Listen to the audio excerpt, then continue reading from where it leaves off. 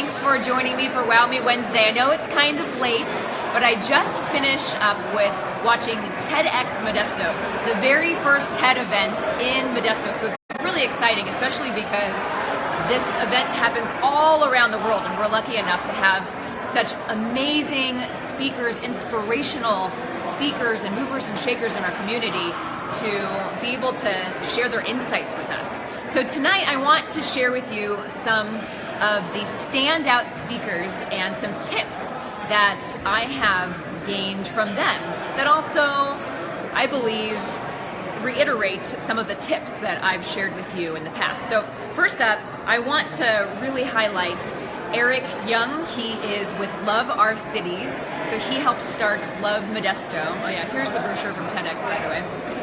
He really stood out to me because in so many ways he was practically a perfect public speaker. He started out with a question, which I often suggest to you guys is an easy way to start a presentation. He asked us, how many of you feel like our country is headed in a negative direction? To which majority of us, not surprisingly, raised our hands. But he did say that in history, no matter who is our leader, that many people agree that our country is headed in a negative direction.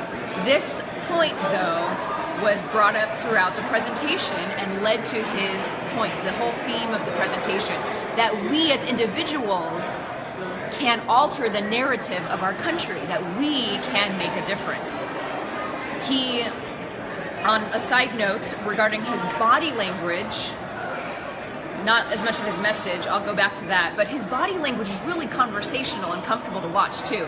He had this red dot of a rug to stand on. Each of the speakers has to stand on this red rug, and he stayed within it, but he moved around and he was engaging. He used his hands. He paused to allow the audience to react and to applaud or to laugh, and then continued.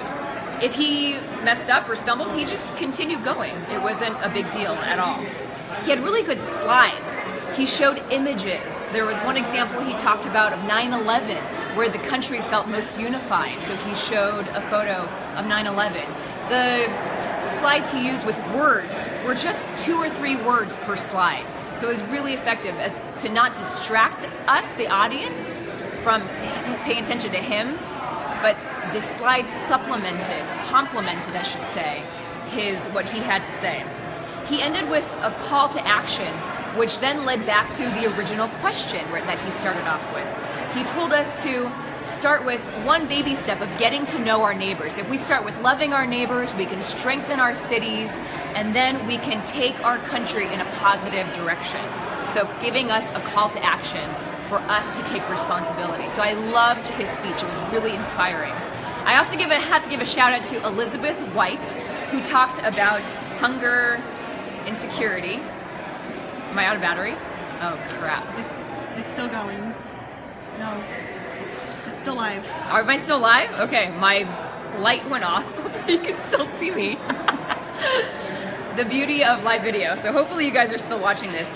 Elizabeth was vulnerable. She dared to be vulnerable. She started off with a story about how she and her family, her kids, after a messy divorce, ended up food insecure, not knowing how they were going to eat. So inspiring our community to help local food pantries, which I love. She really put her heart out on the line. And lastly, I want to give a shout out to Sam Piersdorf, who, not surprisingly, he is a poet. He's a professor at Modesto Junior College, so he is very comfortable in front of an audience. He was so entertaining. He really used body language to his advantage. He moved around, again, within that red rug, that dot, but he also showed vulnerability. There was a point where he got choked up because he was sharing a part about his past that was very hurtful for him, very painful. What was also cool was he shared stories about some of his students and got choked up there too, about a student who was addicted to meth and ended up in prison for a few years. And he pointed out how the student was in the audience. That was a very poignant moment for me, because then it's like, oh wow, this is someone real. So anytime you have a chance to have someone in your audience that relates to a story you're talking about, do so, because it allows your audience to connect with them, maybe talk with them afterwards. So that's just a glimpse into some of the really standout, stellar moments of TEDx Modesto that I observed. What an honor to be here tonight.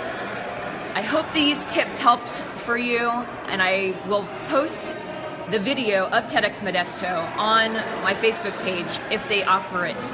I hope they will, so that you guys can see all this and learn from these examples too. If you want to reach out to me with questions, please feel free to message me on Facebook or shoot me an email at jessica@jessicachangconsulting.com. Thanks, you guys. I'll see you next time.